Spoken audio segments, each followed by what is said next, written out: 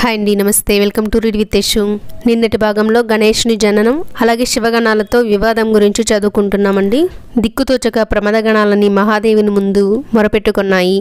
వెంటనే రుద్రుడు రోషంతో మండిపడి గణేషుని వద్దకు వచ్చి వాదులాడి అతనిని ఒప్పింపజాలక నిష్ఠ త్రిశూలంతో శిరస్సును ఖండించాడు.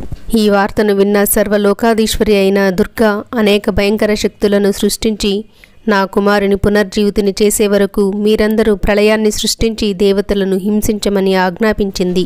వారందరూ అగ్నిశిఖల్లా చెలరేగి రుద్రగణాలను వారికి తోడుగా వచ్చిన దేవతలను ఎండుగడ్డిని కాల్చినట్టు కాల్చివేయసాగారు.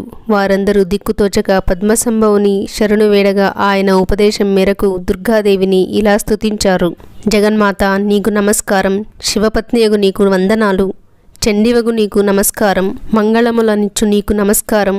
అమ్మా ఆదిశక్తివి నీవే, సదా సర్వసృష్టిని చేయునది నీవే, జగత్తును పాలించు శక్తివి నీవే, ప్రళయమును సృష్టించుదానవు నీవే. ఓ దేవదేవి ప్రసన్నురాలవు కమ్ము, శాంతిని పొందుము, నీకు నమస్కారము. దేవి నీవు కోపించుటచే ముల్లోకములు సర్వము అల్లకల్లోలమయ్యాయి. ఋషులందరూ శక్తి స్వరూపిణి అయిన పార్వతిని ఉద్దేశించి అమ్మా నీ క్రోధాన్ని ఉపసంహరించు, నీ స్వామి ఇక్కడే ఉన్నాడు, ఆయనను ఒక్కసారి చూడు, మేమందరము నీ సంతానమే కదా. కన్న తల్లి తన బిడ్డలను విషప్రయోగంతో చంపటానికి పూనుకొన్న వేదశాస్త్ర పారంగతుడైన బ్రాహ్మణుడు శీలాన్ని త్యజించిన ప్రజలను రక్షించాల్సిన ప్రభువు వారి ఆస్తులను దోచుకున్నా వారి ముందుకు వెళ్ళి అడ్డుకోగలవారెవ్వరు? అందరి అపరాధాన్ని క్షమించు తల్లి. ఋషుల ప్రార్థనకు ప్రీతమనస్కురాలైన చండిక ఓ దేవతలారా, నా కుమారుడు పునర్జీవితుడు కావాలి, గణాధ్యక్షుడు కావాలి, ఆది పూజ్యుడు కావాలి, అప్పుడు మాత్రమే ఈ సంహారం నిలిచిపోగలదు అని పల్కగా వారంతా శివునకు విన్నవించారు. అంత శివుడు అట్లే అగుగాక అని పలికి మీలో కొందరు ఉత్తర దిక్కుకు వెళ్ళండి, ఏ ప్రాణి ముందు కనిపిస్తే దాని శిరస్సును ఖండించి తెచ్చి గణేశుని దేహానికి అనుసంధానం చెయ్యండి అని ఆజ్ఞాపించాడు. వారంతా వెళ్ళగా ఒకే దంతం కల ఏనుగు కనిపించింది. దాని శిరస్సును ఖండించి తెచ్చి దేహానికి అతికించి అనంతర కార్యాన్ని మీరు నిర్వహించవలసిందని శివుని ప్రార్థించారు. అంత విధి మాధవులు శివాజ్ఞచే వేదమంత్రాలతో అభిమంత్రించి నీ తేజస్సు దీని యందు ప్రవేశించుగాక అని మంత్రపూత జలాలను ఆ దేహంపై ప్రోక్షించగా ఆ బాలుడు చైతన్యాన్ని పొంది నిద్ర మేల్కొన్న వాని వలె లేచాడు. అందరూ ఆనందించారు. పార్వతి హర్షబాష్పాలు కమ్ముకొనగా బాలుని ముద్దాడి ఒడిలో కూర్చుండబెట్టుకుంది.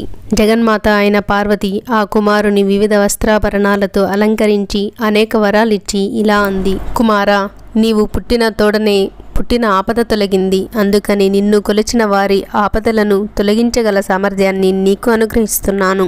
ఇప్పుడు నీ ముఖం సింధూరంతో అలంకరించబడి ఉంది కనుక నిన్ను సింధూరంతో పూజించిన మానవులకు కార్యవిఘ్నాలు తొలగుతాయి. తదుపరి దేవతలందరూ ఆ బాలుని శివుని వద్దకు తీసుకుని వెళ్ళగా శివుడు బాలుని శిరస్సుపై చేయించి ఆశీర్వదించి ఈ బాలుడు నా రెండవ కుమారుడు, ఈ గణేశుడే నా గణాలన్నిటికీ సర్వాధ్యక్షుడు, విఘ్నాలను నాశనం చేస్తాడు గనక వినాయక నామంతో ప్రసిద్ధి పొందుతాడు అని పుత్రప్రేమతో ఆశీర్వదించాడు. అంత గణేశుడు తెలియక చేసిన అపరాధాన్ని మన్నించమని త్రిమూర్తులను దేవతలను ప్రార్థించగా వారు ప్రీతులై ఇలా ఆశీర్వదించారు. త్రిమూర్తులమైన మేము ఎట్లు లోకపూజితులమైనామో అదేవిధంగా ఈ గణనాథుడు కూడా మాకంటే ముందుగా లోకపూజితుడగుగాక. ఈ గజాననుని ముందుగా పూజించకుండా ఏ కార్యం తలపెట్టినా ఆ కార్యం విఘ్నమగుగాక. మా వలనే ఇతడు కూడా ప్రకృతి నుంచి పుట్టినవాడు కనుక పూజ్యుడగుగాక.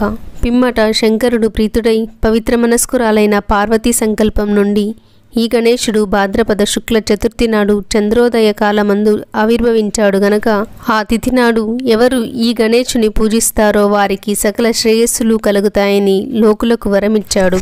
స్కంద గణపతులిద్దరూ ఆటపాటలతో తల్లిదండ్రులకు ఎంతో ఉల్లాసాన్ని కలిగిస్తూ శుక్లపక్ష చంద్రునిలా ఎదిగి పెద్దవారై వివాహ వయస్సుకు వచ్చారు. నేను వివాహమాడుతాను అని గణేశుడు కాదు, నీకంటే ముందు నే పెళ్లి చేసుకుంటాను అని షణ్ముఖుడు ఇలా వారిలో వారు తగువలాడొచ్చారు.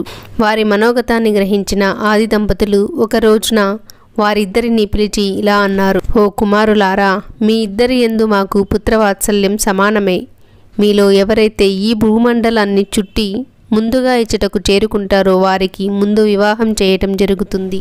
తల్లిదండ్రులు ఏర్పాటు చేసిన నియమానుసారంగా కుమారస్వామి భూప్రదక్షిణానికి బయలుదేరాడు.